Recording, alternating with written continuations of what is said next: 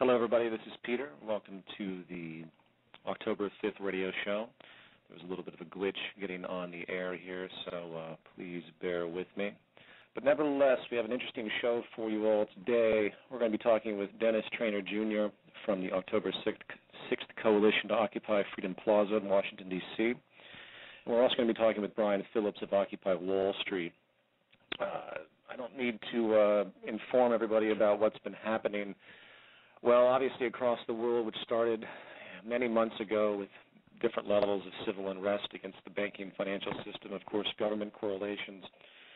But it's spread now to America with a unique lack of media attention, which I'm sure many of you have recognized as well, with lots of pundits and newscasters and political officials shunning this occupation, as it were, that seems to be spreading almost exponentially through the United States and, of course, the world as well.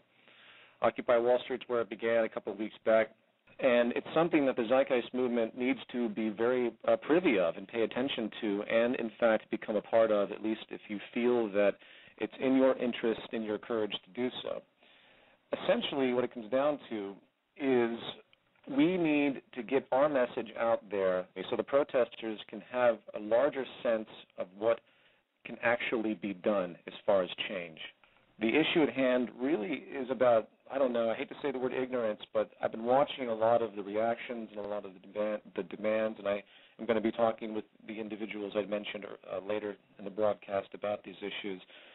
And what we have is a very vast set of objections that really can be narrowed down into a very simple logic, in fact, a very simple logic that goes down to the heart of what this social system is, what the market system is, what the financial system embraces, how that relates to the decision-making processes of the political institutions.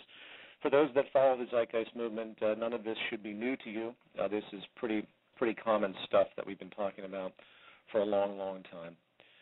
So it's critically important that we basically come into this and work to educate and work to spread the message as we have.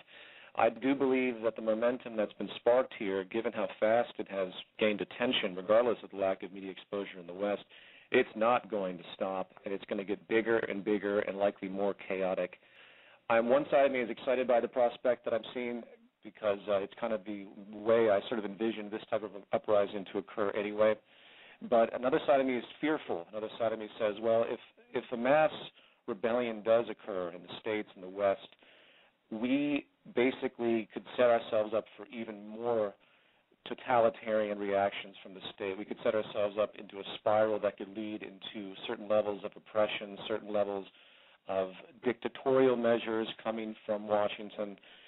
If there isn't the proper request of demand that's logical and rational and clean, with a very, very unified movement to seek those demands and resolution, it could backfire, especially when the panic mode hits. What I see is a beautiful, poetic world of shift happening right now where people are willing to stand up in a very, very nonviolent way. Granted, I suspect agents of provocateur are right around the corner, so when you see people in downtown Wall Street throwing bricks through windows, be first to suspect that they are not actually with the group.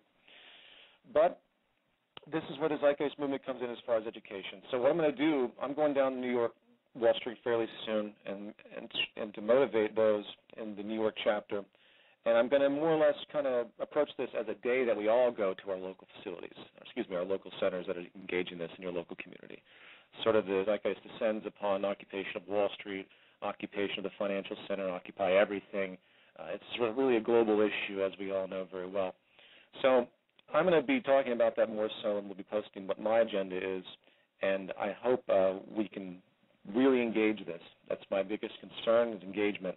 Not yelling at the buildings and yelling at Wall Street and yelling at this and that and the suits and screaming about all the imbalance until we get down there and address the protesters and educate the protesters. I know that might sound arrogant, but it happens to be true. And I don't mean to demean anybody that's actively engaging in this process, but what have we been talking about for the past 2.5 years? What has been our central focus? And if those points that we have been displaying without dispute, I mean, there are very, very few people that can really argue with the critiques of the market monetary paradigm. They really are. The ones that do so are the ones locked into this frame of reference, usually assuming that the free market will resolve itself by more actions of the free market, things like that. And as I mentioned earlier, looking through the demand that's coming from a lot of these institutions, you see this echoed, and I'm hoping to have a nice conversation with these really awesome people when they come on with respect to those issues. Now, before they come on, I want to go through some other simple things that are coming up. Excuse me, I have a bit of a cold today, so I apologize. And before I forget, I will probably within 2 weeks, I intend to come down to Occupy Wall Street, and the pamphlets that will be created for the New York chapter, I will post on the website, of course, and they will basically be something to the effect of, "Dear the 99%, what did you expect?" Because we're not the 99%, we're the 100%, and we are assuming that there's this division, and the rhetoric that we see occurring with this idea that the 1% are somehow an anomaly is, in fact, a wrong train of thought. We have been supporting the 1% the entire time, so everyone's to blame. Anyway, this Saturday I'm going to be speaking at a conference called Leaders Causing Leaders. I volunteered to do this a while back. It's kind of in the middle of things, like kind of a little hesitant, a little regretful concerning all the things that are going on otherwise. But I'm going to be doing that. I'm going to be recording it immediately, if not webcasting it. I'm going to be talking about values and how people are basically locked into specific frames of reference, how the limits of debate are firmly set. This will not be explicit to the Zeitgeist movement, but obviously the rhetoric will be very, very much in line with it. But this will be coming up, so there'll be just more media regarding a very unique subject regarding basically out-of-the-box thinking and stuff like that. So I'll have some media for that, which I think will be educational at the end of the weekend. With respect to the website, we have a big website update coming. I just learned that the blog that has been worked on forever is also materializing in a wonderful way, and we're going to be launching all of this stuff simultaneously. One little thing I want to express about the new site format is that it's a data site, meaning it's an external data flow site. It's not the same type of kind of form we've had recently. The first website we put up was before the chapters. It was before we really had an infrastructure. It was before there was really a set of projects and methods of reaching an audience that we have now through the newsletter, through the press releases, through the radio shows, through, of course, the chapter, the Zeitgeist Day, Media Festival, town halls. All of this stuff has kind of materialized throughout the past 3 years. And what this site will represent is basically those projects in a very active way. And I think it's very important that this type of site is maintained so people want to come back to it. Not necessarily come back to it because of the forum and everything else that we've had.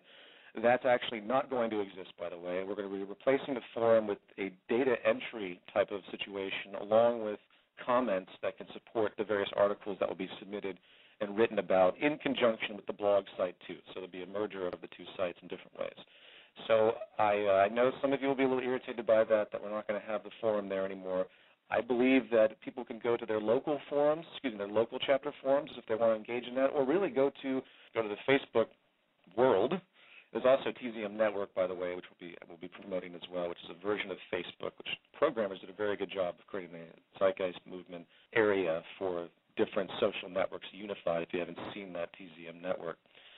So if you want to pull anything from the forum, now's the time. So I know some of you aren't going to like that, but I think it's for the better. It enables a certain focus, and it will enable less noise, and it will enable us to pull out important data and submissions that we can post as opposed to getting lost in the forum, which is something that happens very frequently. Zeitgeist Day 2012, the best suggestion I've had so far is Vancouver, Canada, and I think Vancouver, Canada would be a wonderful place. They do tremendously good work in Canada, and we were considering going to Europe, but it's tricky because of the translation language barrier. We were considering having auto translation for the audience in a kind of in a technical medium, but that's tough. So I think Vancouver, Canada is the best prospect we have so far. So that should be pretty cool. Nothing's set in stone yet, but I wanted to throw that out there.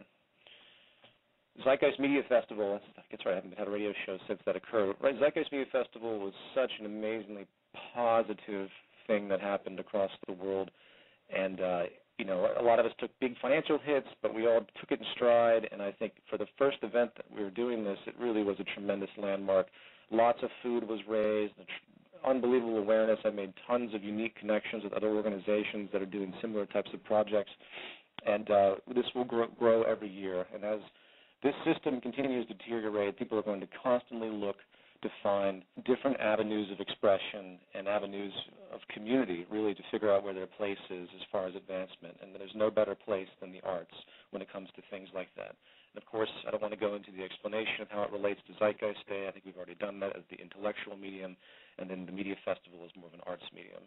One thing that didn't come out of that for me, which is kind of interesting, there's a project out there that has a lot of unique celebrity interest called Project Peace on Earth. You go project-peaceonearth.org.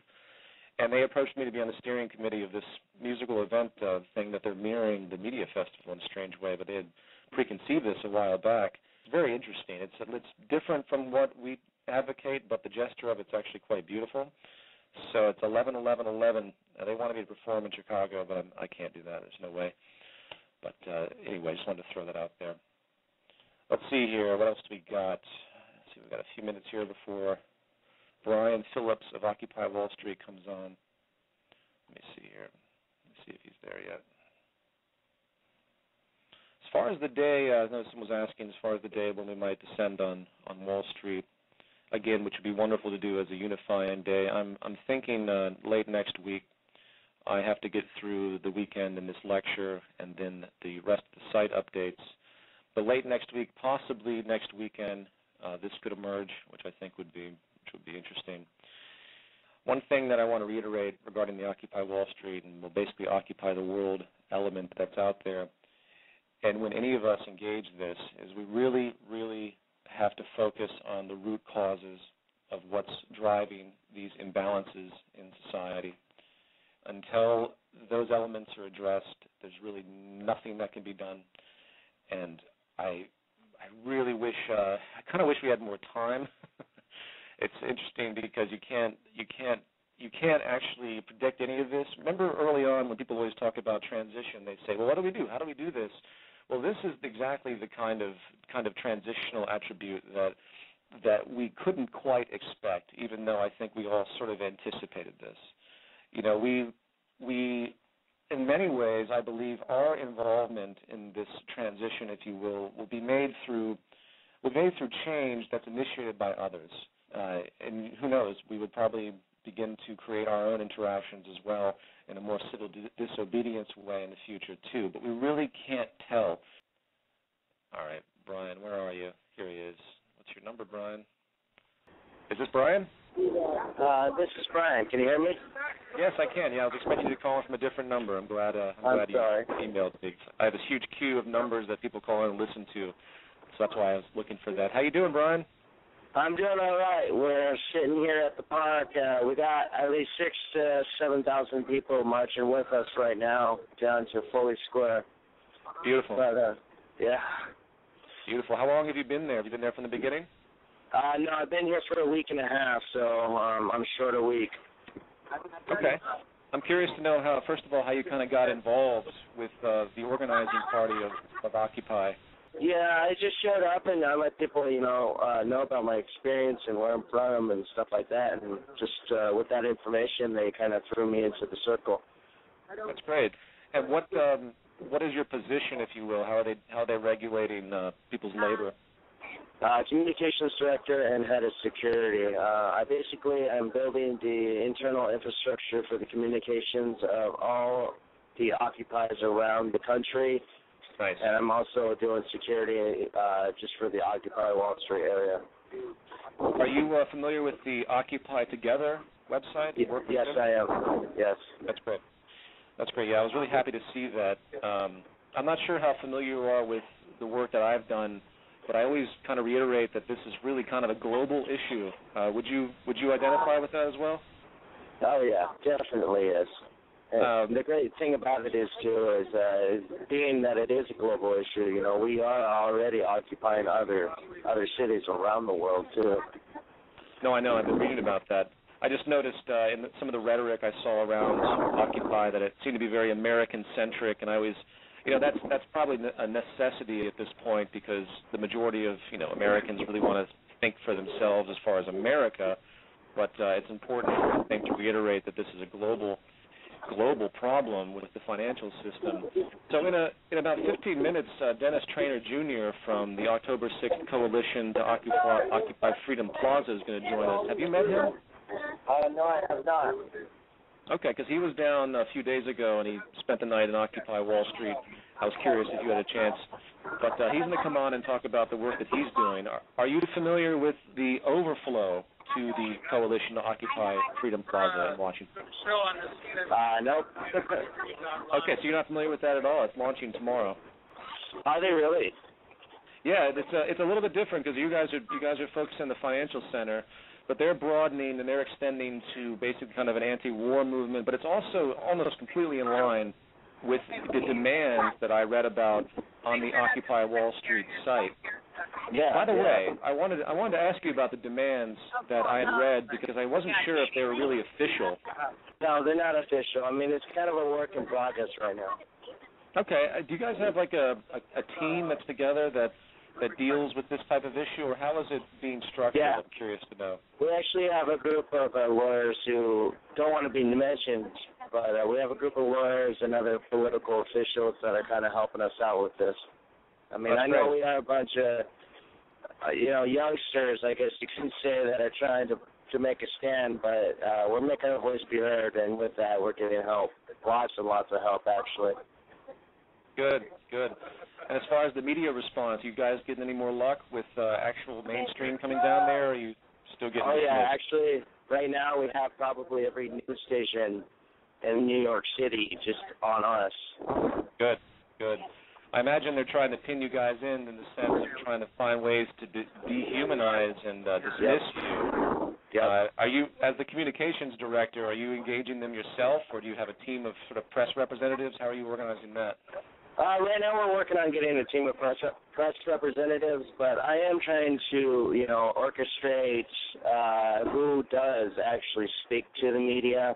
For the most part, I think we're doing okay. I know we could do a lot better, though, because they do challenge us. I got to tell you, from Washington State, hitchhiking all the way to New York to Washington, or from Washington, it's a different culture. A lot of people here are actually they're intelligent. As far as the trend, just so we can get it from the horse's mouth, when this first began, there was only a couple hundred people, if I remember the stats, that were released in the media, but I was never really confirmed on that. How many people do you think you're collecting as a day on average as this continues? On average now, during the day, we have probably about 3,000 people, and at night we have, I'm thinking, 400 now. Tents are not allowed, so we're adapting and overcoming the situation. We're using tarps and other means, such as bivy sacks and stuff like that. Okay, excellent. So, I wanted to talk about this also when Dennis comes on, but, since you're the communications director, the biggest question is really the demands. If you could summarize, for the audience what it is you guys want, go ahead and do so. I'd love to kind of get a general summary of what's happening. Yeah, I'm going to summarize it. I'm going to make it simple for everyone to understand, okay. And, it's going to be basic. We want the corruption and the, corporate influence in the government to stop.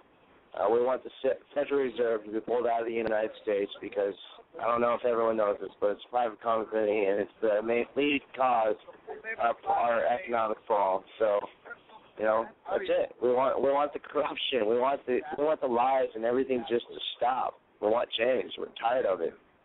Sure. Yeah, believe me, I think we all share that frustration. One thing just on the issue of corruption, are you familiar at all with the Zeitgeist Movement's view of the social system and the source of the corruption that we see with respect to how the market system is basically organized? Yeah, I've been doing a little bit of research on it. Actually, I don't know if you put this out, but there was a video that was just released that was really, really powerful. I don't know if it has anything to do with you guys. I don't know. There's lots of people that make independent videos. I'm not sure if I've seen it, but I see Dennis in our queue, so I'm going to go to him in 1 second. But In fact, let me go ahead and just bring him on, then we'll bring this into a larger conversation. You guys can meet each other as well, because I think this is a great connection. So 1 second. Dennis. Yes, speaking. Hey, Dennis. This is Peter. How are you? I'm well, thanks. How are you? Doing very well. I hope we can navigate this. You're actually also on the line with Brian Phillips from Occupy Wall Street. I was going to try and do this as kind of a community issue, which I thought would be a good idea. But that's great. Brian, I'm going to leave Brian alone for a moment, but stay on the line, Brian, so we can chat with Dennis. So, Dennis, your occupation, if you will, starts tomorrow, correct? Tomorrow, October 6th, which is the beginning of the second decade of the Afghanistan War, thousands upon thousands of people will descend on Freedom Plaza, and we're not leaving. The broad demand is that we want to bring the troops and the financial resources attached to them home and redirect those resources towards human and environmental needs. Beautiful. Now, we've been watching Occupy Wall Street and have found what they have been doing incredibly inspirational. The way they've decentralized and are working on a consensus basis is real democracy in action. I know that they say that they've been inspired by democracy movements in Spain and in Egypt, as have we. And we're just blown away by what they've been able to accomplish simply by Adbusters placing a call out. Well before Adbusters placed that call out, we've had organizations and people building this thing starting on the 6th, going back since May. So we think that basically we're addressing the same things that they're addressing. And we've met some of the people at the Occupy DC event that they've been down here since the first, and we think that enough people are engaging in revolt right now that the verb revolt is going to turn into the noun revolution soon enough. Yeah, absolutely. Well, I'm happy to have both of you here, and I couldn't agree more with what you stated, Dennis. And the gesture of it all, that is exactly the type of movement and change that needs to occur on the sort of surface level. And what I wanted to bring up, first of all, Brian, meet Dennis. Dennis, meet Brian, if you haven't already met, because you guys are on the same. Hey, Brian, how are you? I'm good. How are you? Hey, I got news for you. My father, who's like about 65 years old, he's a union organizer with the Communication Workers of America. He's one of the thousands marching with you guys right now. Great. Yeah, we got a lot. Yeah. Good. Yeah. Good. That's fantastic. Well, Dennis, we put out the press release for the movement regarding what you're doing, and the movement has a slightly different position with respect to the root causes of what's happening in the world. And I wanted to kind of pick both of your minds with respect to your view of what this market system and its motivations have actually created. I'm from the disposition, and all the research that I've done is that the flaw of this system that both of you are adamantly and profoundly addressing, the flaw of this system produces a series of consequences, and the consequences seem to rise to the top more than the root cause. And this is our biggest concern in the movement. And basically, the movement itself represents an anti-market type of environment. We believe that the corruption that's being seen both in government, which to my mind is an outsource, if you will, of the economic model, is actually a manifestation of the psychology and structure that's built into this system, which is basically the monetary market model. I don't know if any of you saw my last movie, Zeitgeist Moving Forward, but it does a very large critique on this system itself. And the movement is working to try and counter the system. And I just wanted to pick your brains to see if you felt that, if you identify with that, because in our solutions and the way we view solutions, we can't see the corruption stopping on the surface. It has to be stopped at the systemic level. What are your views on that? We'll start with you, Dennis.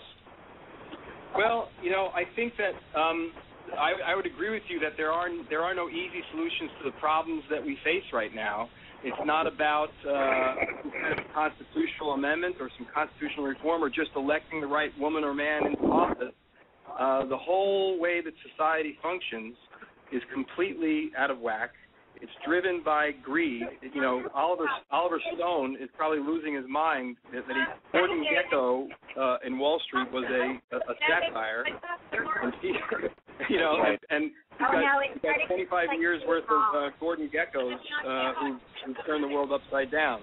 So I think the Zeitgeist done a good job in opening people's mind to look much deeper. I myself am not a policy wonk. I'm a kind of a broad stroke guy. I think that greed and capitalism, the way it's structured now, is a homicidal freaking maniac run out of control, and we have to stop it somehow. Too bad we're getting so much noise, I think, from Brian. Hey, Brian, is it possible to go somewhere without so much noise? It's kind of hard to hear. Yeah, give me 1 second. I'm sorry, guys. That's okay. We've had so many people here. Dennis, I couldn't agree more. The manifestation of what's happened in the system seems to be magnifying the worst that could possibly happen right now. And it's just every year it seems to get more and more, quote, corrupt, and the greed mechanism seems to be more and more strong. But I guess the solution that sticks in my mind, if you think about it systemically, is how can you maintain that type of balance in people's behavior when the system continually reinforces those elements that basically, generate the greed and say, okay, greed is good, this is what we're doing, we're self-maximizing. This is where the little conundrum comes into my mind, and these are the things that I'm going to talk about when I come down and try to engage some people with Occupy Wall Street, or maybe even come to the coalition that you have at Freedom Plaza. My biggest concern in all of us is if we're going to attack the system, if we're going to do something to try and change it, maybe we should try to get to the closest possible source we possibly can. And this is, of course, open to heavy debate. But, Brian, with respect to everything that we've just said, what is your view on the market system as a root source of many of the problems that we're seeing that might be magnifying the greed and the corruption that you speak of? No, I completely agree with you guys, and I think the market, it just needs to be stopped in a sense. One of the things that I've noticed just in Occupy Wall Street's little community here is you take the government out of the system and you take the control out away from, the people, or not away from the people, but away from the government, and gave the control to the people. And it comes down to the basic instincts of survival, and they actually learn how to survive with each other and are able to, work with each other in that sense. And in our society here at Occupy Wall Street, everyone is willing to work with each other. Everyone is willing to actually, collaborate and invest their skills and efforts into the society that we've created, and it works perfectly. And we don't have this, market where everyone's trying to benefit off of each other or nothing. It's all for the common good cause of just human survival. And we just need to completely just take it out, and it'll come down to the point where people are going to naturally survive. That's it, and that's what we need to do. That's a great perspective. And there's a lot we could expand upon that. The coexistence of human society has to be based on some type of sharing of resources and the application of the knowledge that we all have.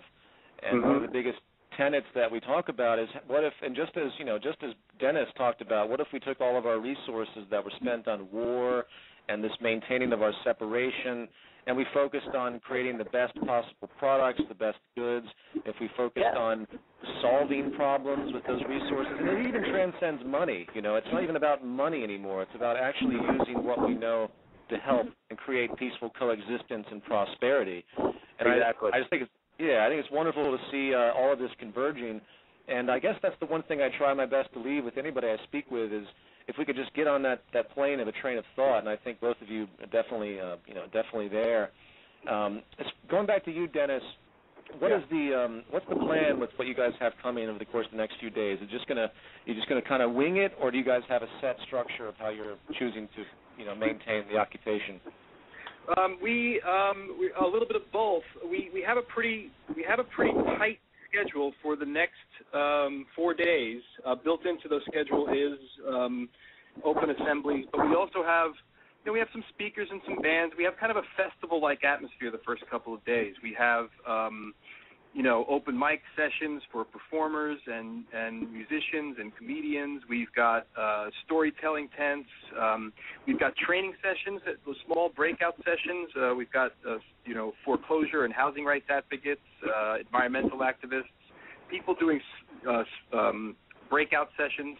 We've broken down on our website, October2011.org, 15 core issues that we feel like that the country and the world needs to face right now, and we'll have breakout sessions around those issues every day, and then from a consensus model that will come out of the Assembly, civil resistance actions that happen off of the plaza every day based on what happens there. So we've tried to, as best as we could, create just the structure. There are about 40 people on the steering committee who've been working on this for several months.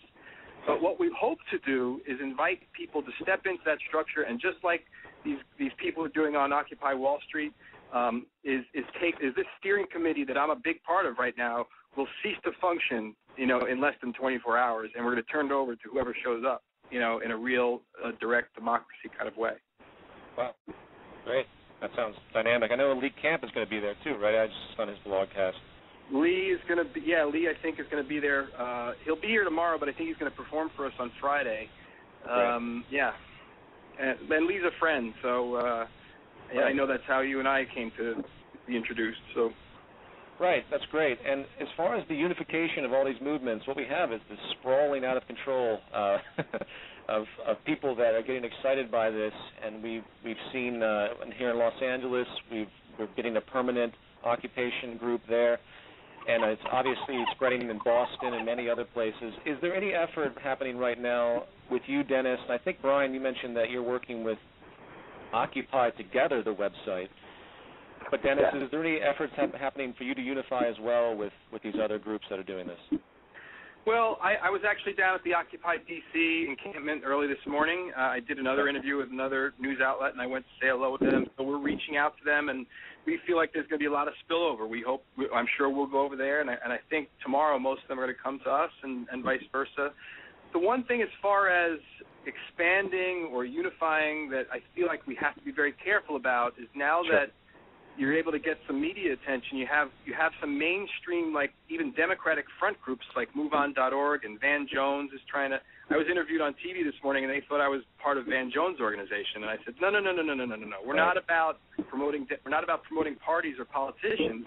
They're the problem, and so are these groups that have their teeth in as front groups for the Democratic Party. That's how we lost free Medicare for all, is that MoveOn.org came and put the public option on the table. So as far as expanding with these other groups, I feel like what we're learning from them, and we're being inspired by them, what they're doing on Wall Street. And,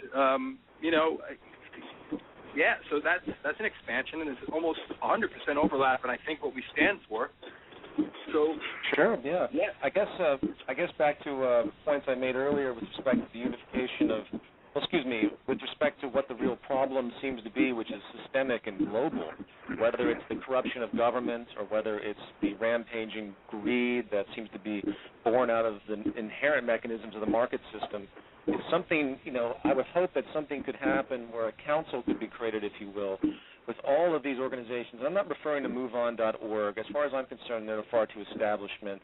I'm talking about the grassroots uprising that's occurred. Basically, kind of the Occupy Together website that I saw, which I wasn't sure how sanctioned that was, and to try and get point people from each occupation to come together in a central place to work out these demands that you guys keep talking about in the most rational and complete way you can. Because the biggest thing they're going to use against you in the media is the fact that, they're just so disorganized. They don't know what they want. You guys have already been suffering that so far, haven't you? Yeah. So you got... And of course, that's nonsense, because anyone that's been listening to the uprisings across the world understand the common theme that's been developed here. And, it's pretty obvious. But, that's what I'd love to see in my own personal view, take it or leave it, is try to unify all of this and then to create a set of proposals and demands that will alter this social system for the betterment and well-being of everyone. And that's hopefully the page that can be established. Would you guys agree with that? I think it's fascinating, Peter. If we have a set of demands that are global, who do you present those demands to? that's why the grassroots element is so critical, where the table becomes set with completely different people.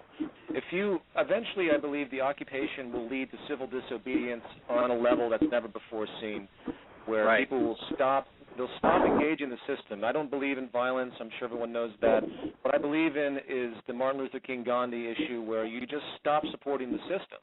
And if this thing really takes hold, you have unbelievable power against the establishment, because you won't be supporting the 1% or basically any percent, and they'll have to make a decision on which side they want to be on.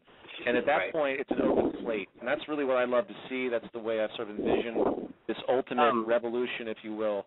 So that's why I throw that out there. I mean, that might be something to keep in the back of your mind.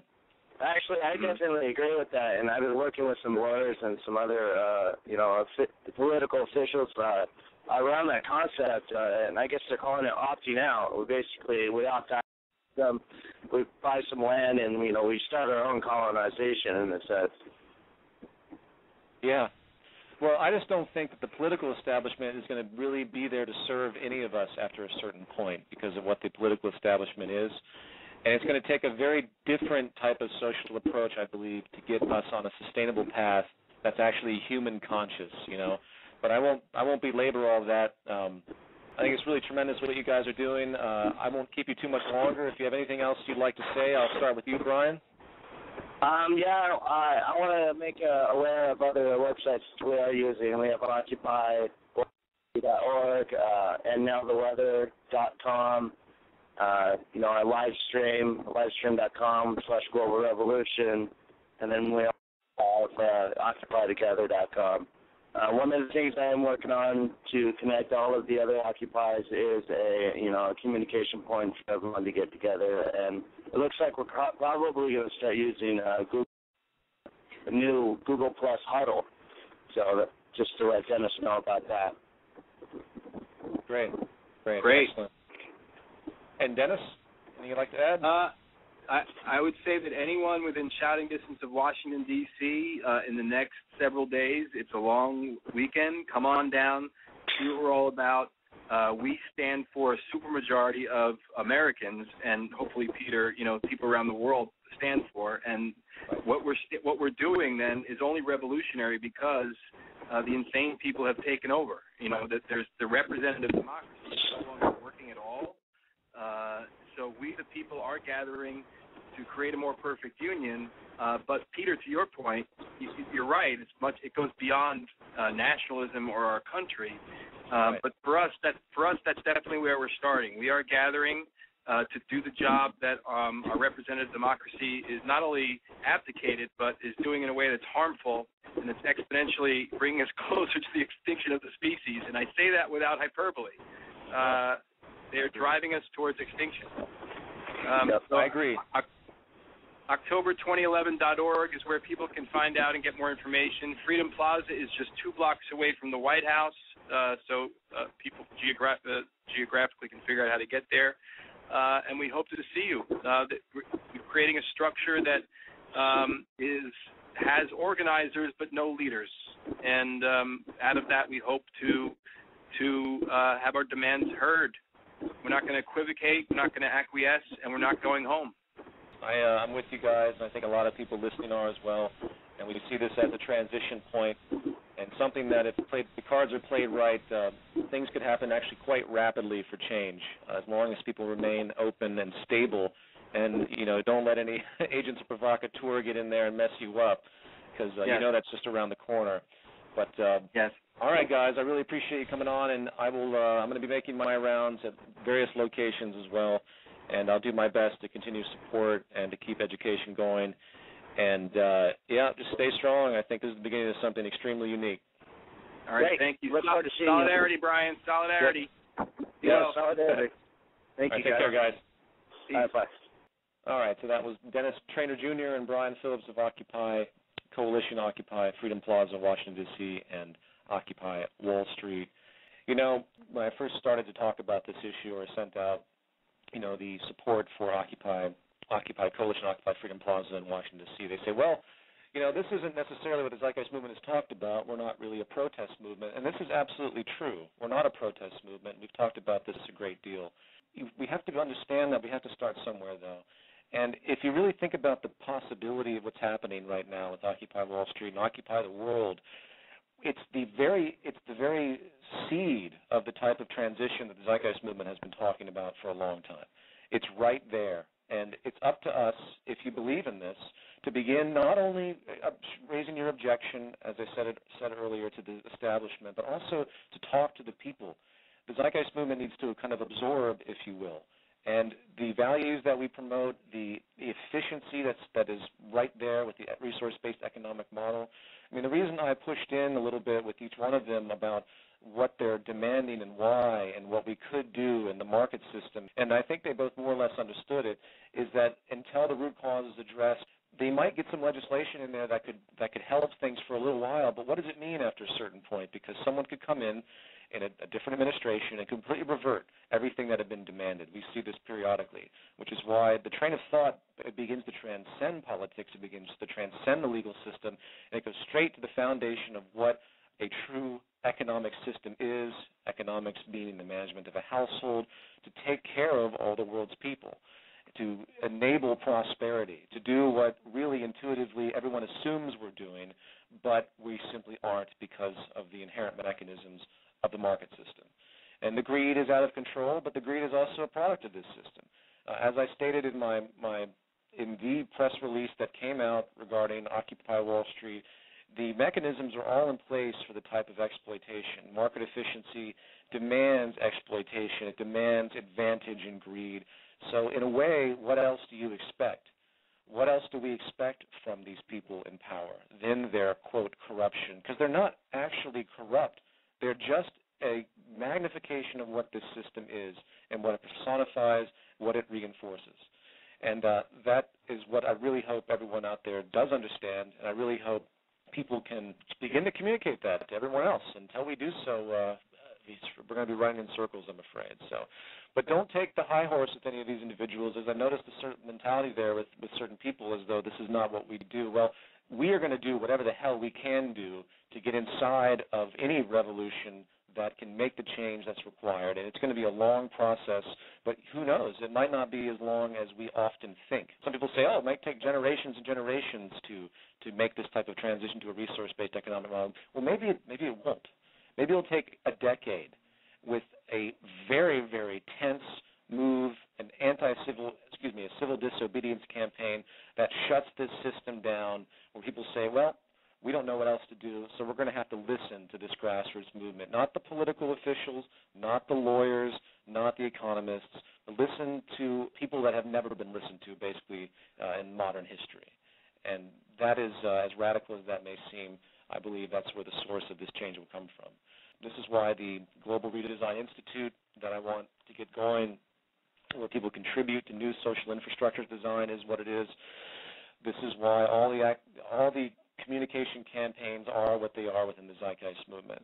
And for those that, still ask the question about the solution, the specifics, and they want to always go back to Jacques Fresco or even Buckminster Fuller or even, other philosophers of thought, Carl Sagan, Nikola Tesla with regard to social application, let's remember one thing as far as priority. If we understand the thesis of what sustainability is, if we understand what we're doing and how hideous it is and the root cause of that, the supplemental design attributes become secondary. It doesn't matter what the dynamics of the circular city are, or any city for that matter. It doesn't matter what technological application and specifics actually are. Those are self-generating once we are mobilized enough to actually want that. So I hope that's extremely clear. Those that have criticisms towards the movement or whatever they conjure up with respect to solutions, you're missing the point as far as what the foundational reasoning is and the train of thought that really has to be absorbed by just about everybody on this planet. Otherwise, we're going to continue to do the same things that we've done before. So I've got some more time left in this program. If you want, I can take a few more little questions. I got a ton to do, and I'm not feeling particularly well. I got to prepare for this lecture again on Saturday, which hopefully will go well. But by the way, if anyone's in Los Angeles and they're aware of the Leader Causing Leaders, do not go. They are charging an exorbitant amount of money for this. I support them. I think they're great. I'm volunteering my time. But I don't want anybody out there to feel like they should pay $200 for a ticket to this really what is kind of an affluent type of event. It's a brilliant idea and its gesture, but it's not exactly where the Zeitgeist movement or my participation typically is. So I will be recording this and uploading it, and it'll be freely available, so please don't feel that imposition. So any last questions here? I'm looking at the chat right now. Peter, what do you think of Brian's idea of buying land and starting the community? We've talked about that in the past. There's nowhere to hide, though. I mean, everyone should have certain fail-safes in the system. I'm working on dual citizenship. I have little spots that I consider it an escape to, if you will, but that doesn't mean I'm actually avoiding any movement out of this change. Being in a city center, as I always have, is one of the most turbulent places you can be, and there might be reason to remove myself from city centers at a certain point, but I don't reflect on that, and I don't necessarily assume that's going to happen per se in any way that would be a threat to me or anybody else that I know. Community centers are not a solution, so just keep that in mind. Let's see, anything else we got here? Will I be attending the Occupations in Occupation LA? Yes, Thomas, I will be. As I mentioned, I'm going to announce a day where I will, along with the New York chapter, come down to Wall Street with pamphlets. As I mentioned, I'm going to create a pamphlet that's titled, Dear the 99%, What Did You Expect? Because as far as I'm concerned, a lot of people are not seeing the causality here. How's the New Zeitgeist movie doing? New Zeitgeist movie is in a preliminary outline phase. Everything just keeps coming up, so I really can't do much at this time. But it's going to be very unique what I've had in store. And it's actually changing in my mind as the world changes. I mean, I am completely going to be adapting this to what's actually happening at the point in time, because this film will take place in the present day as far as its narrative. Hey, Jordette, as far as Daisy, yeah, Jordette had an idea, Jordette's from the Los Angeles chapter, regarding a day where people promote the Zeitgeist movement through various wares or bumper stickers or T-shirts. And I think that's actually a great idea. The only little caveat to that, Jordette, is it's a little bit market-oriented where people might feel the need to run out and buy something. That's the kind of little caveat. I don't want people to feel like they have to go buy something from anywhere. If people can make their own shirts and do it independently, I think that's a wonderful idea, and having a day Z, as it were, where everyone's expressing the Zeitgeist movement on a singular day in their communities. As far as how they do that, I think it's up to them, but I'm a little hesitant to say go buy a shirt and do that, because that's just not the way I want to feel people have a need for that. Sometimes people are far too suggestible, and the last thing we need are people buying lots of things from whatever institution for the sake of something like that, even though the idea is absolutely great. But let me give some more thought to that. Maybe there could be a way people can obtain these resources without actually having to buy them. Yeah, no problem, Jordette. It's a great idea, though. It's that whole buying thing, and where are they going to get the resources? Anybody got any questions? Now's the time. By the way, the Zeitgeist Media Festival will be released in a massive torrent, and it will also have an MP3 download for the entire thing edited for listening. There will be some kind of probably DVD set of merge made available beyond torrent if someone wants to get it to support the media festival for next year. That's an option, but I think I suggest people just download the torrent and burn it themselves. That's really, people have gotten pretty good at that, and it's easier to not have to house all that stuff for resale and everything else. But that was a beautiful event, and I hope to get some of that stuff up really, really soon. Some previews were put up, but they didn't represent hardly anything. Question, what about jobs that can't be automated by machine, such as caring for the old? Thanks, James. That's a unique question. First of all, let's get the myth away that we are going to automate everything and no one has to ever do anything ever again for the rest of their lives ad infinitum. That isn't at all what the automation element is about. First of all, why would anyone want to live that way? People love to do things. People love to create. People love to design. People love to participate. People love to get their hands dirty. This is the human condition. We like to do stuff. And I think the trick here is we need to get people on a plane where they can do relevant things that actually have a reward. Most people, I believe, volunteer their time for things that they enjoy, such as working for the fire department or helping the elderly or donating time to work with poverty or soup kitchens. In our orientation guide, it was denoted, sourced through Jeremy Rifkin, The End of Work, which is another source from another company. Well, that's where I first read about it. And it blew me away that 50% of Americans donate X amount of hours on average per week, and it was an outrageously vast statistic. So they're not being paid to do that. They do it because they enjoy the contribution and the reward they gain from it. And that is the mentality that has to be harnessed with respect to a new economy that's based on automation. People are going to step over each other to want to do things. Not waiting tables, but I believe that people will really want to contribute. They'll feel that urge and that reward, not for monetary gain either. So, why would you not take care of your mother if she's ill and not feel reward from that because you care about her? That can be extended to the community as a whole. I believe that there will be a much more caring society. Even if things cannot be automated, people will step in to take care of their role because they want to, because that's what the society is. We got to get away from this idea that no one will do anything without monetary gain. That is a colossal, twisted distortion. If you want case in point, well, look at me. I've blown outrageous amounts of money. Not blown at all. I'm not operating for monetary gain at all, and I'm on the verge of basically bankruptcy after the media festival. But I enjoy it because I know I'm doing something that I look back upon, I will have respect for myself, as opposed to the bullshit I used to do in Wall Street and advertising that literally I don't even remember. All I have is this blur around like 8 years of my life that vanished. I don't even remember anything. It was just such a loss of time. So I hope that answers your question. People will take care of each other if the system supports it and rewards it. Peter, what about creating a single, short, concise pamphlet that is the same for all chapters that we can give out to those camping out in each city engaging in this protest? Venus Freedom, that's precisely what I want to do. That's precisely my suggestion. I think people will adapt these pamphlets. I actually started to write one earlier today, and that's exactly what my intention is. I want I'll have a downloadable PDF, either editable in InDesign or some other program, and people can update certain segments of it to be relevant to their areas, and that's exactly what we should do. That's why I mentioned the title, Dear the 99%, What Did You Expect? And if there's anything that will draw a conversation, it will be that one. So when I go down to Wall Street, I'm going to have a banner that basically says that, and I'm going to let people come up to me and yell at me. Full Zeitgeist Moving Forward interviews, yes. Rubbermuck, amongst the billion other things I have on my list, I do have all of those sitting in files, and I really, really, really want to get them out. I just want to do it in a very clean way. I mean, there's these huge multi-hour interviews. They have to be semi-edited. It's just too much data. There's too much back and forth and different camera corrections. So you can imagine, I think I ended up with with multiple cameras, I ended up with at least 25 hours of footage from just Moving Forward alone. And I even want to release the addendum stuff, finish that with probably the best interview I ever had with Jacques was the addendum interview I did with him the very first time I met him when I went and visited. And that's about, that's long too. That's probably about 6 hours of footage, of one-camera footage. Okay, Peter, what is the movement's, your view on animal welfare and carnivore? Does anyone know what Jacques says about this? I assume you're referring to vegetarianism. I think in the course of evolution, humans have taken certain roles. We are omnivores, if I remember that term correctly. I don't eat much meat because of the processing.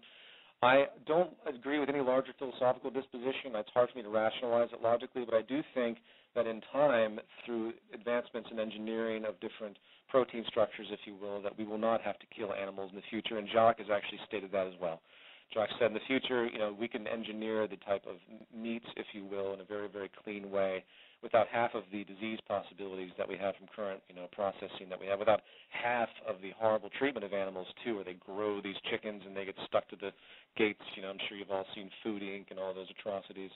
I'm against the production of meat by the system, but I don't necessarily buy the idea that we invariably have to just not kill anything, because it's intrinsically biased, and I'm not assuming that anybody here thinks that way, but I grew up with a lot of vegetarians and vegans, and they had a deep moral association to that.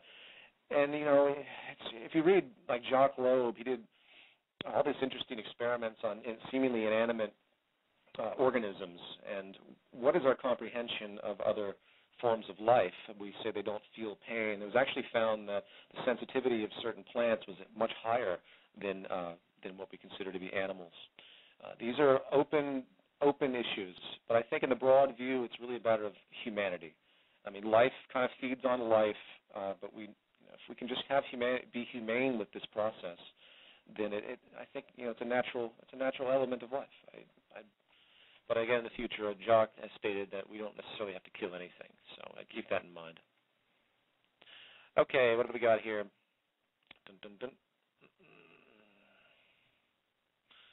Okay, let's see that. Are you taking calls in the phone queue? No, I'm not going to do that right now. It just gets to be too chaotic, and I have no idea who's there. What's Jock Fresco doing at the moment? Is he spreading his across the globe, I assume, information? I think they continually put out little conferences, little talks. Jock is always doing something, and it's always great to listen to him.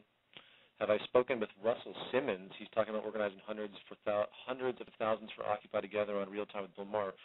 No, I wasn't aware of that. I'm fascinated to see the celebrity interest that has been emerging with this. That was the thing that excited me the most immediately, was to see how fast many celebrities came down, and I think that's brilliant. Let's see. TVP challenge. Peter, do you plan on working with Scott Keller, RBE candidate? The difficulty, I would have to learn more about what Scott's doing. What immediately jumps in my mind with anybody who's running for office is the amount of money that they would require for fundraising. And that's where it gets a little bit spooky because, if I was to go out and publicly sanction such a thing, then it might create the false illusion that people in the movement should start to donate money, and that's a very, a tricky thing to deal with. We don't support the political system in and of itself. I would have to learn more about what he's doing. I'm certainly not going to degrade it, but anyone using the political system as a soapbox, I think, it's probably a good thing. But I have to shy away from something so blatant as that, at least at this point in time. But I have to also admit my ignorance. I have never met Scott. I've never talked to Scott. So maybe my mind would be changed as far as what kind of support, might be applicable. But I commend him because I think he is sincere, at least in what he's doing. All right, what do we got here? Peter, what is the one facet of the Zeitgeist movement we should communicate if asked by mainstream media, for example? Well, I would say that when it comes to the problem, you denote how the structure and psychology of the monetary market paradigm basically is the root cause of most of the world's problems that you see, from the corruption of politics to the complete inefficiency when it comes to the use of our natural resources, the complete inefficiency of the design protocols that create obsolescence, both intrinsic and planned. I would then relate this solution as being one of a very logical respect to the true economic definition, which is the management of the earthly household, which automatically voids all forms of sovereignty and all the tribalistic elements that have been with us due to the fear that we've had for so long and our limited technological evolution. If you can get those two issues across, and the ground-up approach, of course, that comes out of that train of thought I just mentioned, which is detailed in Project Earth, it's very easy to explain the management of resources and the strategic efficiency enabled by scientific ingenuity. There's many details because it branches off like an enormous exponential fractal, but if you can get the fundamentals there, it's almost impossible for anyone to argue that. The only argument that you'll ever get, with respect to what we talk about, is the human nature argument. There's no other argument in existence that can that can hold up as an argument, if you will, because there's so much ambiguity as to what it is that defines human nature. Now, we've done lots of study on that. It's all in my films, so there's a lot of support. But that's the first thing people bring up, and you'd be amazed, regardless of what you tell them as far as scientific inquiry, how steadfast, they'll hold on to their views of human nature only because all they know is what they see in their environment. And that is, unfortunately, the problem of intuition that people have locked in the box. I don't know if anyone's ever read that book, Flatland. It was talking about two-dimensional land where, a two-dimensional universe. If you haven't read Flatland, punch it up. It's actually a very, very good book. And it's about a flat universe where people in little squares and lines are bouncing along each other, and suddenly somebody from the third dimension comes along. But they don't see the third dimension because all they see is the straight ahead of them. They can't see up or down. They just see forward. So all they see are these weird lines and these strange shadows. And that's really a great analogy to the psychology of people. It's in their intuition. People that throw water on a gas fire, on an oil fire. There's a larger order recognition that simply isn't acknowledged by most people because they've just never had the frame of reference to look at things in that way. And that's why the human nature argument is so persistent against what we do. That's why the communist thing is considered anti-human nature, even though what we talk about, of course, isn't communist. But they use the example of historical precedents in these broad views to say, oh, collaboration doesn't work, which, of course, is absurd. And 99% of human society actually supports a collaborative structure as opposed to competitive. In pockets. It's open for a larger order conversation. Okay, what else we got? See, I'm looking at about 15 minutes left here. Peter, have you watched Century of Self? Yeah, Century of Self is a wonderful, wonderful documentary. Everything that I believe Adam Curtis puts out is fantastic. I almost interviewed him, in fact, for Zeitgeist Moving Forward at the early stages of its development. I wanted to just get his view in general. I don't know how broad he goes in his own personal life as far as, expressing what he really feels. He's very much a documentary-oriented individual, and sometimes they will discuss things that, are for the sake of discussion as opposed to what the individual actually believes. But I really appreciate everything that he's put out, especially the most recent stuff. Okay, I just got a message from Ross C. To what extent are the job losses due to economic outsourcing as opposed to outsourcing to machines? This is not to deny technological unemployment, but rather understand the extent to which each is responsible. Thanks. Well, as I said on the RT interview, I don't really regard the outsourcing issue because it's like L.A. outsourcing to Sacramento. It's like New York City outsourcing, Manhattan outsourcing to Brooklyn. It's the same area. It's the same land masses. It's the same planet. So outsourcing doesn't mean anything. I don't care about America as far as employment. That's not the problem. The problem is global with the evolution of technology and the failure of the growth system, which is upon us now across the board. So I hope that makes sense. Oh, let's see. I'm jumping random here. Peter, have you considered the problem of real estate in a resource-based economy? Malibu, Hawaii. As far as prime real estate, so everybody wants to live on the coast. Everyone wants to live on the edge of a cliff. You know what? That's not actually true. That's not actually true that everyone wants that. And this isn't a utopia, first of all. Let's assume that there are certain elements of a resource-based economy based on our value system now where there is scarcity, which there always will be scarcity. Scarcity always has to persist because that's the planet we live on, and we have to accept scarcity for what it is. So people make the decision. They say, well, I could go and fight for this land. I fight for my little spot so I can overlook that one view that doesn't exist anywhere on the planet. Or I can understand the planet we live on, understand the need to share the community, understand the need to share the resources. And probably the best thing to counter that with is the fact that when you don't have a job, when you're in a digitalized culture, which we're almost there now, even with the market system, where you can move around constantly, where property becomes a position of access, where you can gain the things you need across the world, as opposed to loading up these massive moving vans and limiting your flexibility. When you don't have to stay in one place because of that labor position, because you're downtown and you have to go drive back and forth, that will enable people to move around a great deal. So the flexibility of those spaces, I think, will be opened up.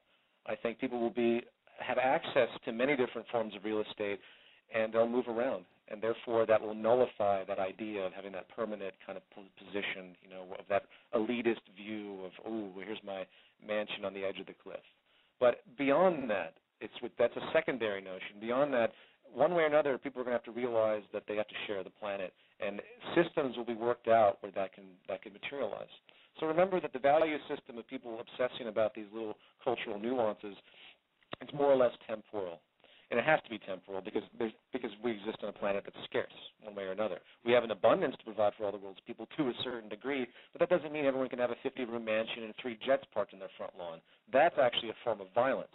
That's a form of violence against the population, to assume that you deserve that much more than somebody else. So I hope that makes sense. Okay, Peter, what is one thing that people do not seem to grasp in these ideas in your experience? Well, that's a big one. Usually again, the human nature argument is the biggest. People just love to assume that we can't operate in certain ways. I think if there's anything that needs to be firmly established and continually explored, it's how society has changed, how our brains have not changed much in thousands and thousands of years, yet our behaviors have changed dramatically. If you can get people to see the flexibility, as Robert Sapolsky said in my interview, he said, the one thing about human nature that's interesting is that we are really not susceptible to our nature. We're not restricted by our nature. And the evolution of human thought is the best example of that. It wasn't that long ago that, people were slaughtering others and ripping their hearts out and showing it to them for sacrifice to random gods. This was just a couple hundred years ago that happened in Mexico. There's anything and everything. You think of it, a society has probably figured out and done it, and it just goes to show the flexibility. It doesn't mean good or bad. I think people are not good or bad because there's no such thing really. People are whatever the system reinforces, whatever is culturally acceptable, and that's really the issue. So I would say that's the biggest issue. Most people can understand the technicals; they just reject it. Below 45, so the entire planet will have the consciousness to know how to act. The people of the world have to learn a common value set if they're expected to get along. The reason that the societies have remained stable for so long amongst different cultures is that usually there's an imposition, a belief system that holds people together. What did Constantine do in Rome when he began to use Christianity to unify all other pagan religions? He realized that this is how you control people. If you have everyone in different pockets of thought, different religions, different belief systems, different socioeconomic views, you're going to lose control. And that's not only from a standpoint of hegemony, that's also from the standpoint of social capital and general cohesion. You have to have a shared value system, one way or another. And the beauty is that we finally got to a point with scientific reference, our scientific ingenuity, is that we can see the bottom line, at least the closest we ever have, with respect to what defines us, how society should operate if we want to live and be healthy and sustainable. And if we can basically admit that to ourselves and have that value system, and everyone begins to identify that in the largest possible mass we can get, then we'll nullify all the conflicts that are out there, and then a new social system will emerge. My biggest objection to a lot of institutions out there, is the fact that they are institutions. They're not creating thinkers.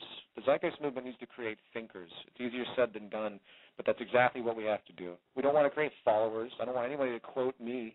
No one should be quoting Jacques. No one should be quoting Buckminster Fuller or quoting Carl Sagan in some blind way. Oh, that's what they said. If you can't pick up the train of thought, if people can't pick up the train of thought and share it and build upon it, then we're lost. And that's why why the Zeitgeist movement is the communication thing that it is, and why why I think the logic shows that we put the technicals secondary to the train of thought and value system. The technicals will come. The technicals will come once people understand the underpinning of what's possible and how it will benefit human society as a whole and create our sustainability. Okay, what else we got here? What did you expect is not a good way to gain support and interest? Yes, you're absolutely right, but it's provocative. Listen, I have always a jaunty comedic element to the way I operate, and if I have to piss people off to get their attention, I'm happy to do it. This is my personality, though, so no one else has to orchestrate this way. If I walk down to Wall Street and want to draw attention to myself and feel that what I have to say is important, then I'm going to try to find a way to provoke people into gaining conversation with me, even if I'm looked at negatively. I actually enjoy that cynicism. I enjoy being looked at as the suspect one. I've grown to love that, as bizarre as that may sound. Why? Because it enables much more of an effect when people want to challenge you. And I've gotten pretty good at responding to people's challenges. So I'm not trying to put people down. If you read the pamphlet that I'm going to create for New York, or myself at least, it's going to be very, very positive. But we have to get that point across. What did they ever expect from this system? And that pamphlet will denote why that train of thought is what it is, and hopefully awaken those that read it to see that we have a much larger problem at hand. It's not just going to resolve by, demanding living wages, or demanding free education, or demanding we stop wars, or demanding new infrastructure investment. All those are patches, and I think people will eventually realize that. Let's see, WaveTrex Infinity. Peter, any idea how long it will take for this global revolution happening now to actually make a difference, not just entertainment for the 1%?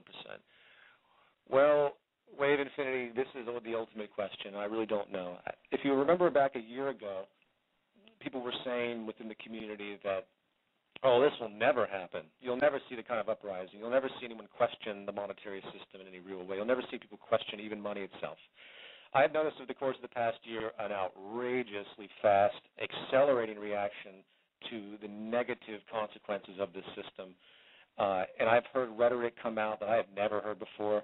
Go back in history and find any protest movement that actually was directly against money, the workings of money, the financial system, infinite growth. You're not going to find it. You're not going to find anyone out there, even in the Great Depression.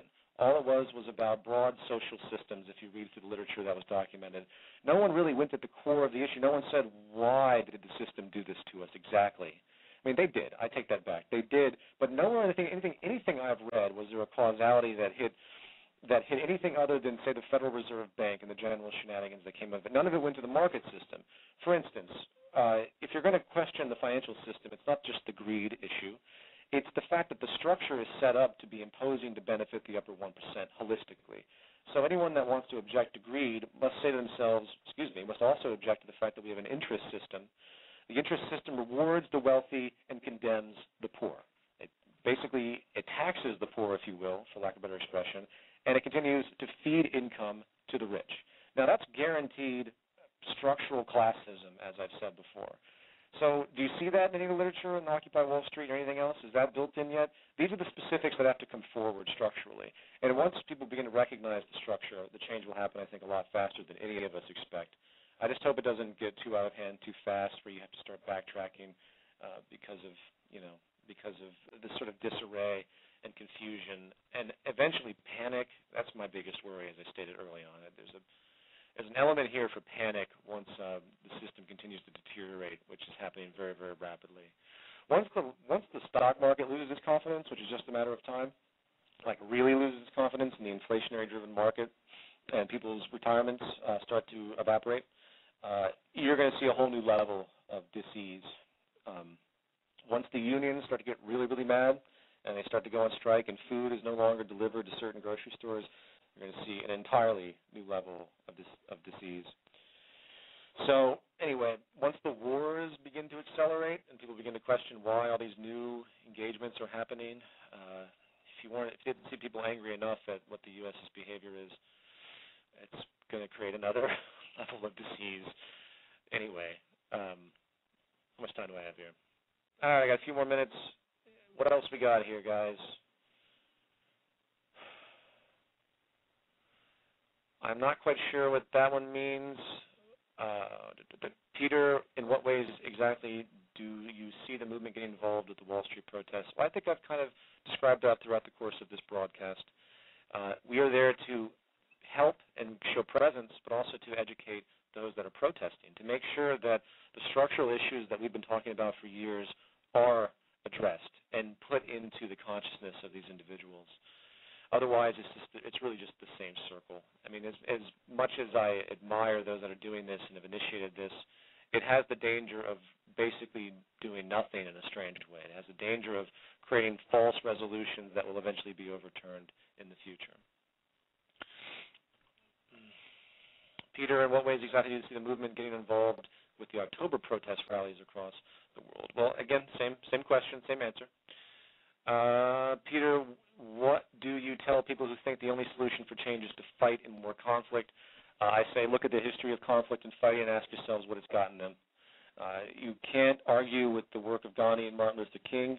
The police are there to, well, no. Deep down, the authorities want to see the worst of people. They want to bring out the worst of people because then they can bring out the worst in themselves.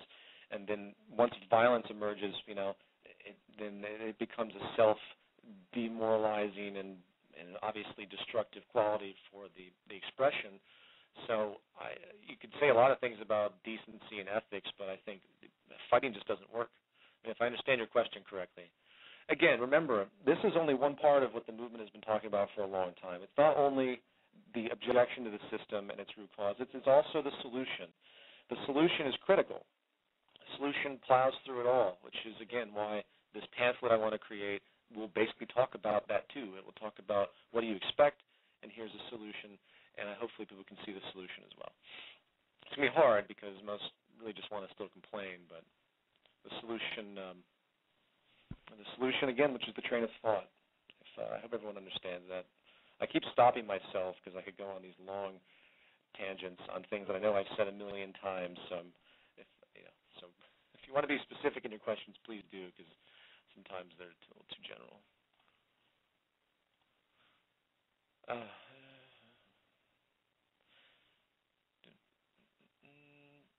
Peter, how do we best reach those who benefit from the status quo?